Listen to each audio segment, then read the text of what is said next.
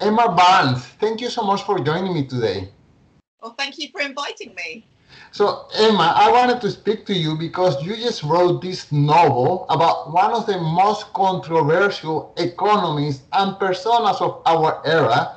The novel is called Mr. Keynes Revolution. And I'm just so full of questions because it's a novel. Yet this is a real life character, and in my mind, I have a hard time separating both of them. And in addition to that, I know about Mr. Keynes' economic theories and his criticisms and things that have panned out and things that haven't worked out as he predicted. But I didn't know much about his personal life. So this novel is just bringing me. Of course, he was an economist, but he was also a person.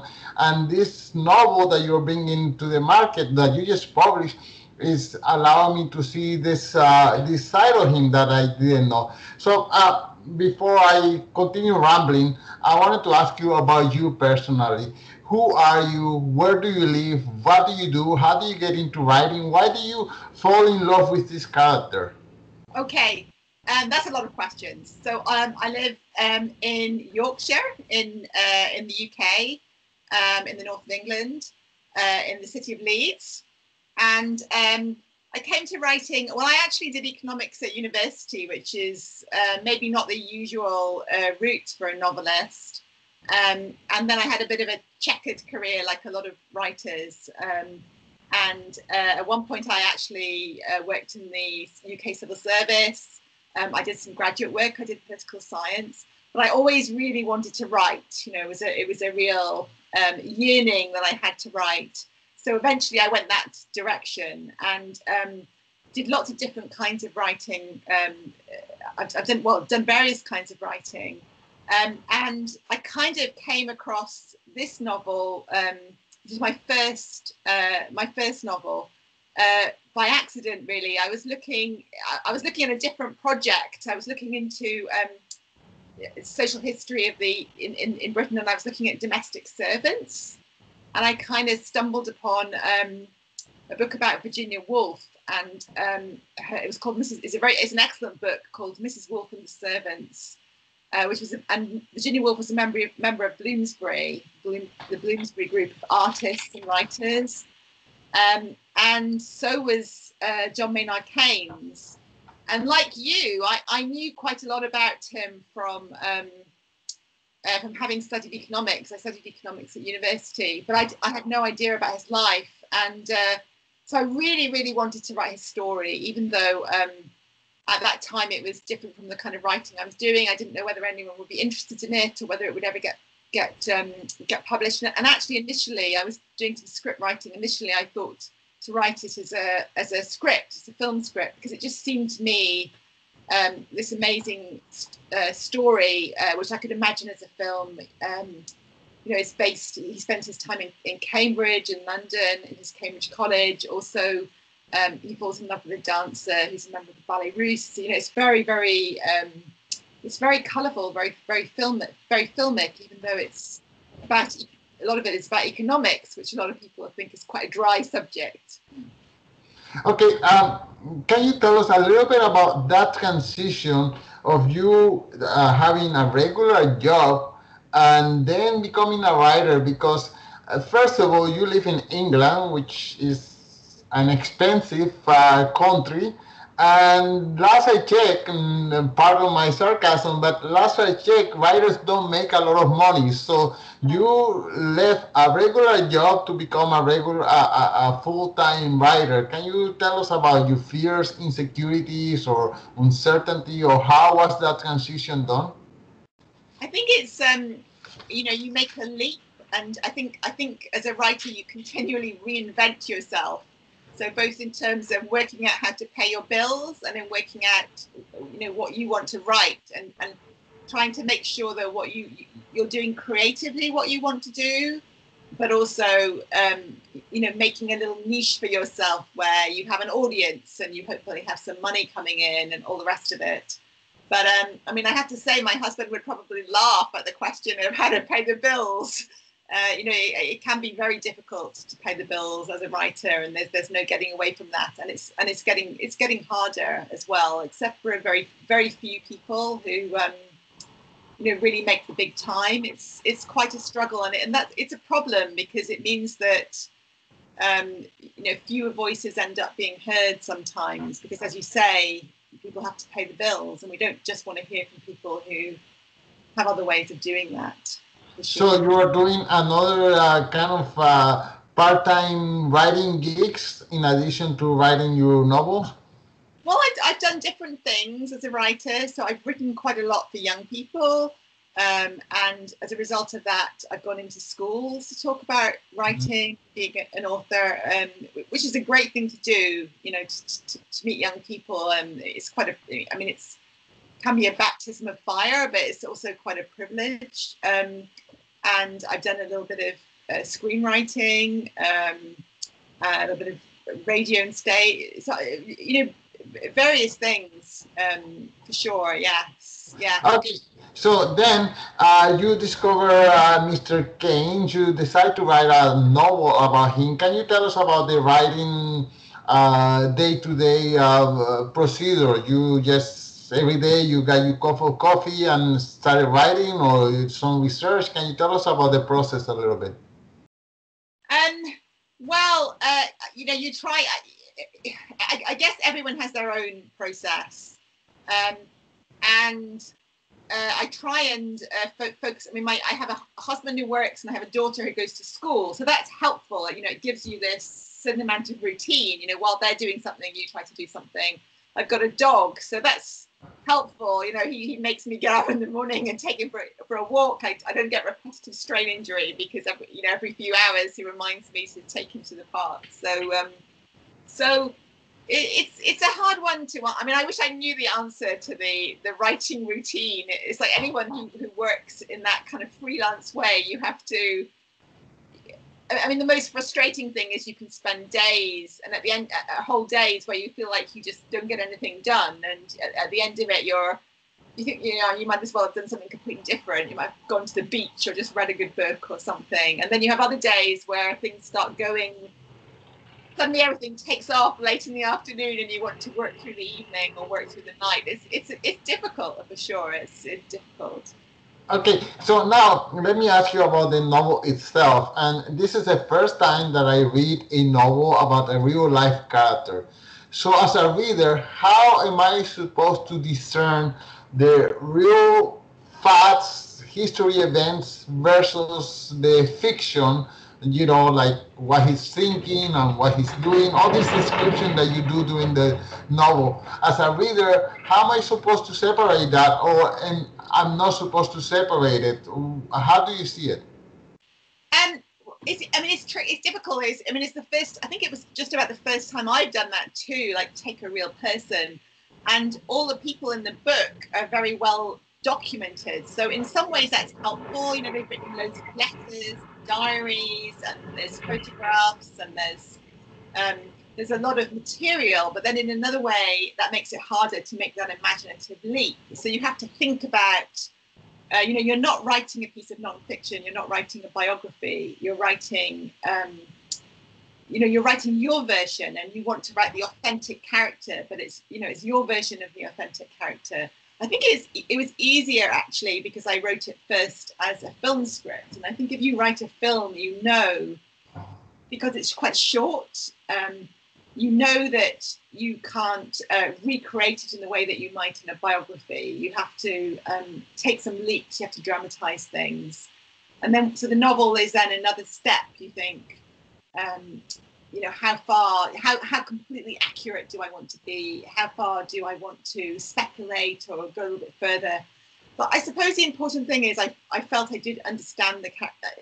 Who knows whether I'm right or wrong, but I felt like I understood the characters. I read their letters, I read their diaries, and I felt that it was because I felt that sympathy with them that I actually wanted to write it. They didn't seem alien to me in any way.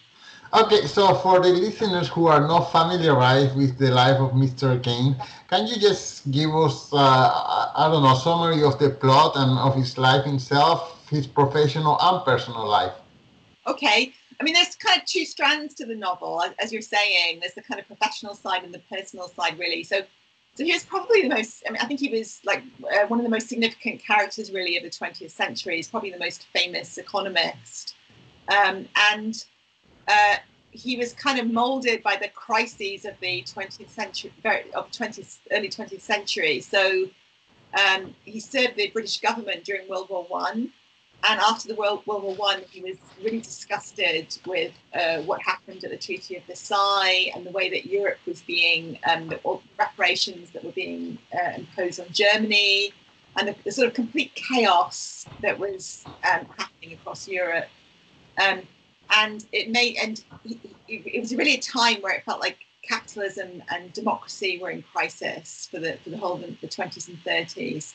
So his attempt as somebody who was advising government and who was writing economics and as a kind of thinker was to try and find ways of saving capitalism from collapse and saving the UK and Europe from collapse. And he became a best-selling journalist. He wrote a very famous book, best-selling book, and he was asked to advise various governments.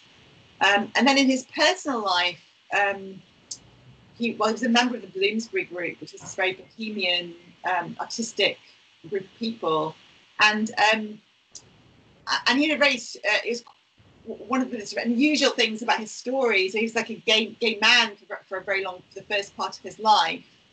And then very unexpectedly, in his late 30s, he met Lydia who was actually a very famous ballerina, and a Russian ballerina who was exiled from the Russian Revolution.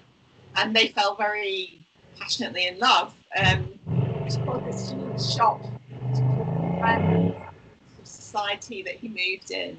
So it's kind of exploring how their relationship worked as well, and that's what the novel does. It follows their relationship. Okay, and can you tell us also a little bit about his life as a speculator? He was into business, speculating in the market. Can you give us more detail about that? Well, he's very well known as a speculator, and has very famous. His quotes are still very regularly wheeled out in the financial pages, like the market can stay irrational longer than you can stay solvent. Is one of his favorite pieces of advice. He very famously compared the stock market to a beauty competition where you have to guess what everybody else thinks is going to be the most popular stock, the most beautiful member of the competition.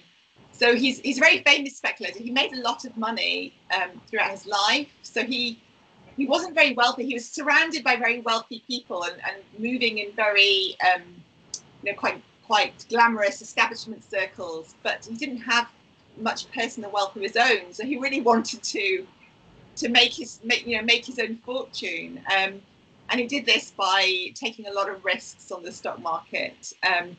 And at one point in my novel, he pretty much loses. It seems like he's going to pretty much lose everything when the currency movements go against him. And then he manages to get it back. And I think certainly at the end of it, he through his life as a whole, he was extremely successful. And he was a little bit Buffett-like in his sort of investment choices. He sort of later on in his life, he really held on to the companies that he believed in and tried not to just go with the whims of the market, really. So, but I think as a speculator, I think one of the attractive things about Keynes, as a speculator and as a person, he was very prepared to take risks in his life. Not risks just for the sake of it, but he thought life was for living, and he enjoyed playing the markets. He enjoyed the good things of life. He enjoyed getting the freedom that it brought, and he was also prepared to take some risks, living his emotionally, falling for a woman and shocking all his friends and completely changing the direction of his life. so several times in his life he did that. He wasn't scared to set off in new directions. And how, okay, so we are going in times, the coronavirus, in which everyone has to reinvent themselves. They have to, people who have regular jobs, let's say in a restaurant or something of that nature, they have to come up with something different to do. And Keynes, he reinvented himself several times. Can you share with us some of those reinventions that he had to go through? Well, I think one of the, I mean, there are several biographies of Keynes, and one of them, I think, one of the first ones I read, it was called The Masks of Keynes, I think, because he had all these different personas and different roles. So he started off. He went into the UK civil service. He worked for the India office, and soon discovered he didn't like that. So he went back. He became an academic for Cambridge University. Then in World War One, he ended up in the Treasury in the government, and actually he was the person who probably prevented the United Kingdom from going bankrupt during World War One, because literally the country didn't have enough money to wage the war. So he negotiated the loans with the United States. So at that point, he seems to be this very successful figure in the government. He went to Paris to negotiate the peace treaty, with Lloyd George and President Wilson and all of those people. And then he was so disgusted with what was going on, he walked away. He actually walked away. And in fact, talking about coronavirus, he actually had the Spanish flu, as did President Wilson.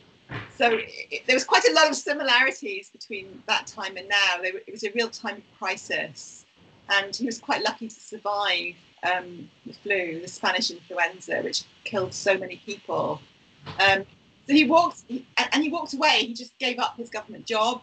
He walked away. He did have a job in Cambridge, but it wasn't one that could fund his lifestyle. It wasn't really one that gave him the influence that he wanted.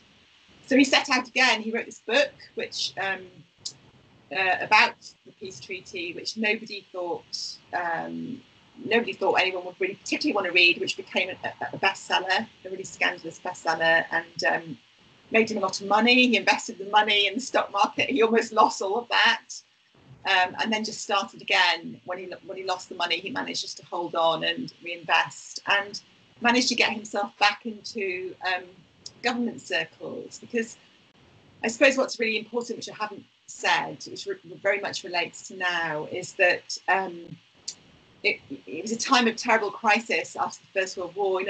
In Britain, unemployment was, as now, there was this huge burden of unemployment. So at the moment, we're very worried about what's going to happen with coronavirus and what it's going to mean for people's jobs and livelihoods. And in the 20s in the UK, it was the same situation.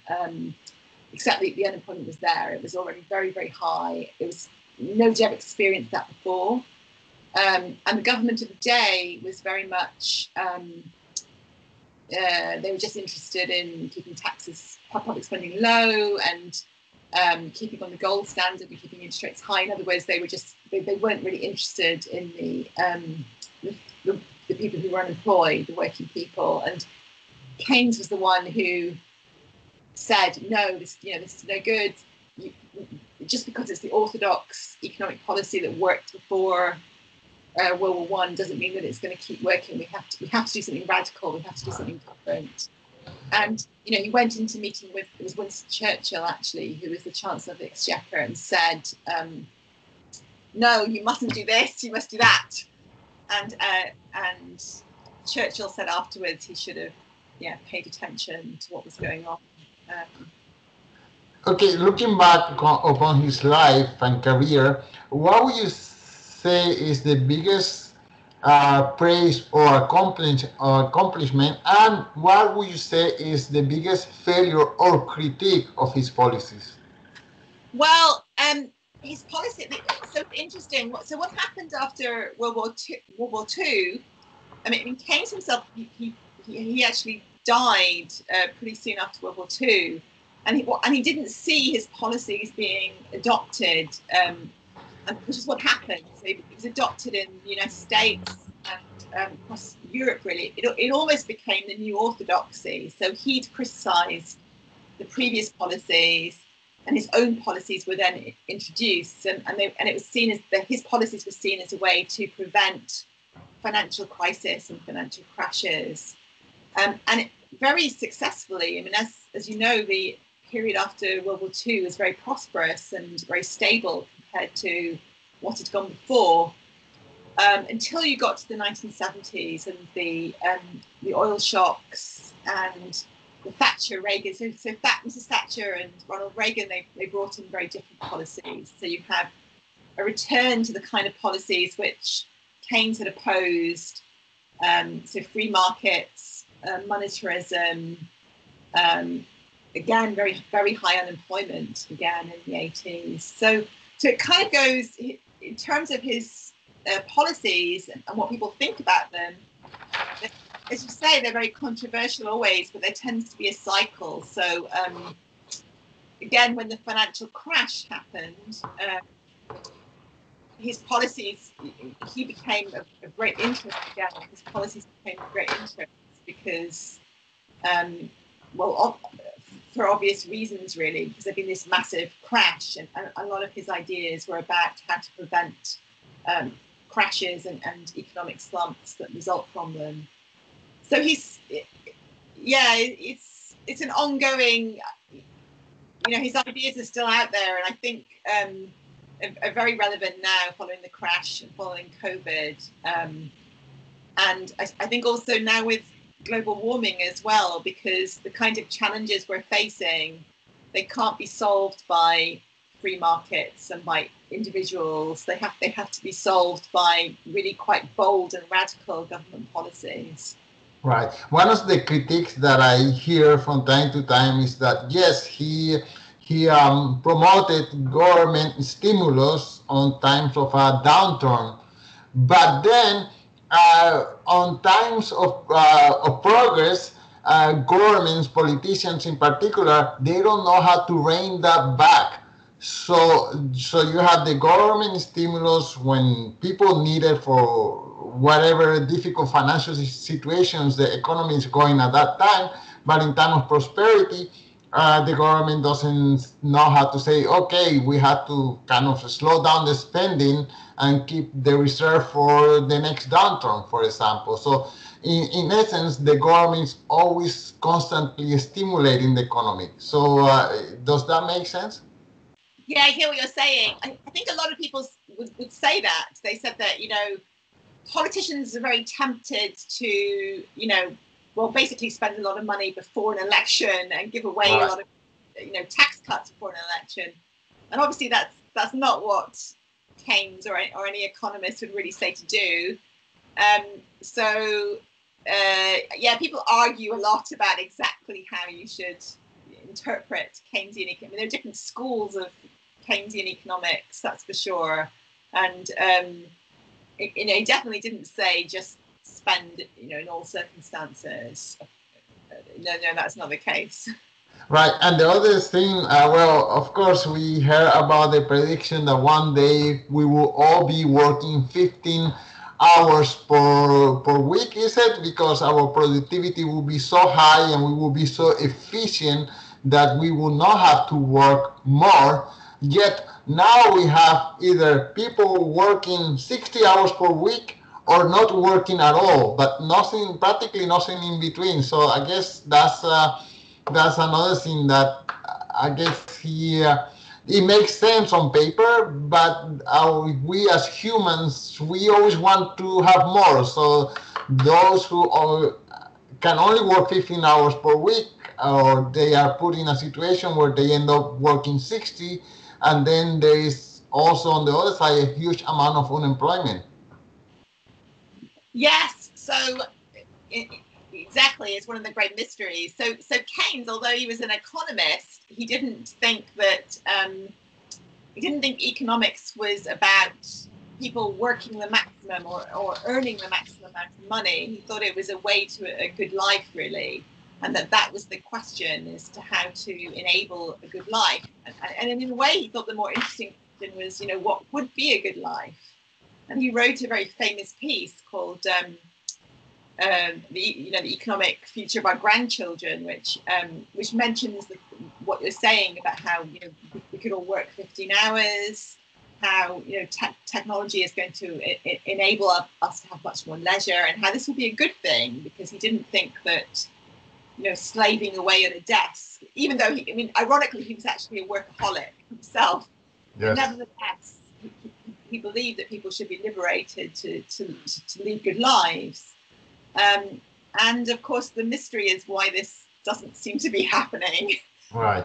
It's quite an urgent question, isn't it? And even more now, in a way, because we're all very aware that the planet that we're on is got limited resources, and our economic activities impose quite a cost on what we're doing. I mean, I feel like if he was here now, he would be maybe saying, I think he would probably be one of the people who's behind the green, what people refer to as the Green New Deal, which I think is a very Keynesian idea, which is that we solve some of our problems of unemployment or inequality and those things, but we do them by trying to inject money into the economy in a way which will actually reduce the carbon load and the actually help tackle global warming, and that's what we have to do. I think that's very much an approach in line with his philosophy of life. But I think greater leisure as well would be part of that too. Yeah. And do you think maybe with now the new upcoming artificial intelligence, and there will be less need for people actually working, we will eventually get to this dream-like 15-hour per week work week, or it will be the same of the same, everything going to the top 1% and then everybody else just struggling?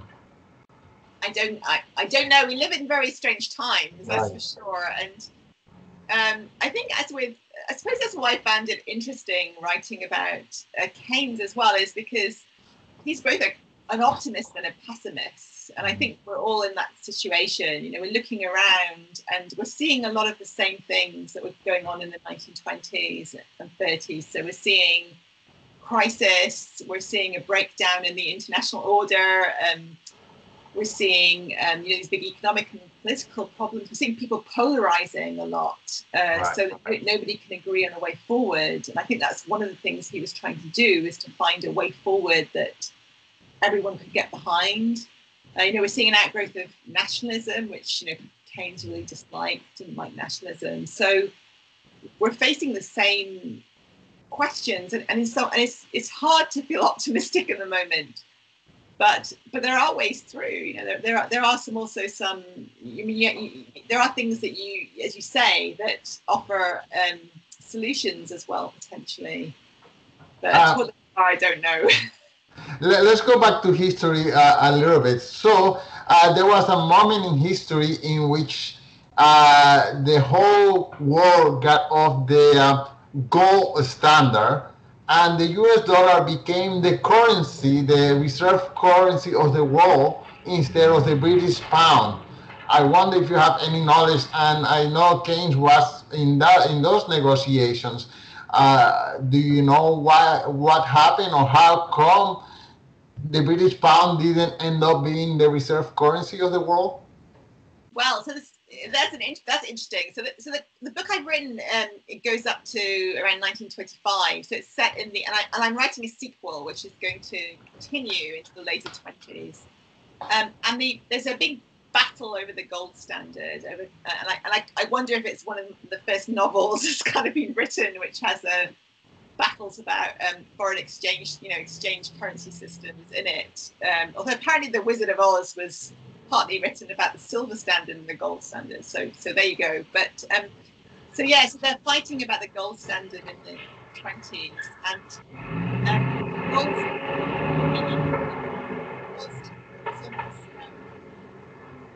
religious significance, I think, at the time. They have this conviction that if everybody's on the gold standard, which means that your currency is exchangeable for gold, and that the rates are all fixed, that somehow this is going to recreate the wonderful days of before the World War One, and it's going to create this kind of golden age. And Keynes writes various books and articles about this, and comes to the conclusion that actually it would be a huge mistake for Britain to go back on the gold standard. I mean, partly because after World War One, Britain has no gold left for starters. I mean, the United States has got all the gold, and also because it's going to be very much at the expense of the workers, the working class. So there's a kind of class war going on in the UK, and it's going to be very much at the expense of anyone who's working in the industries, particularly in coal mines, actually, which, So again, it sort of echoes the issues around globalization now. In fact, it's like, who do you give the priority to? Do you give the priority to elites who are maybe interested in trade and global trade, or do you give the priority to maybe people at home who are getting the raw end of these systems and these sort of global trends? So that's what the battle about the gold standard is about, really. Actually, it's a technical battle, but it's also a very human battle. That was quite fascinating to write about, actually. Yeah. Wow, I can't wait. Okay, Emma, I have no more questions. I wonder if there's anything that I neglected to ask you. And of course, the last question will be about your website and where people can find the book. But in regards to Keynes himself, is there anything else that you would like to add?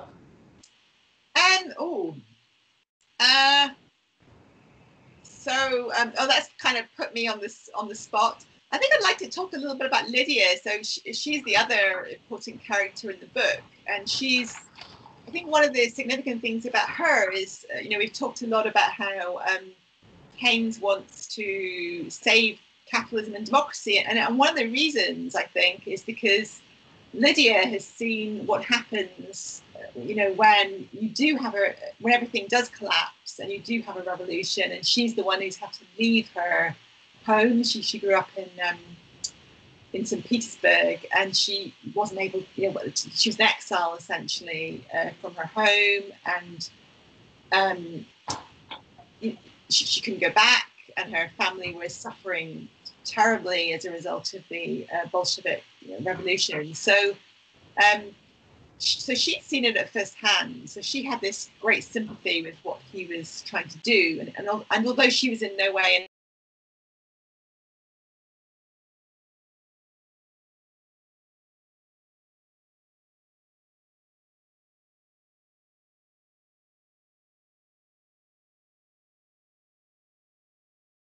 so she's very earthy, she's very down to earth, she's very funny. She's had a very colourful life of her own with lots of affairs and a bigamous marriage, all kinds of things going on in her life. So it was fascinating to write about her as well. Yes, I have it in my notes, and I just got engaged, absorbed with Keynes. Okay, so fantastic. The last question is, of course, tell us where we can find the book and where can we find you? Oh, okay. So the book has just been published as an ebook at the moment, and it's on Amazon. It will go on to other platforms soon, and the print version is also coming out the end of September as well. So it's widely available. It's called Mr. Keynes' Revolution, and under the name E.J. Barnes. That's my writing name, and my website is at www.ejbarnesauthor.com. So that's where you can also find out more about the book, or on Facebook as well. There's also a Facebook page. Okay, Emma, thank you so much for your time. This has been delightful. Thank you so much for inviting me. I've enjoyed it. Thank you. Thank you, Emma. This is great. I get to not only know about the book, but to know about you and your thoughts. This is fantastic. I love this Skype and podcasting and just this opportunity to get in touch with you. Let me ask you, so you say the paper copy is coming out when?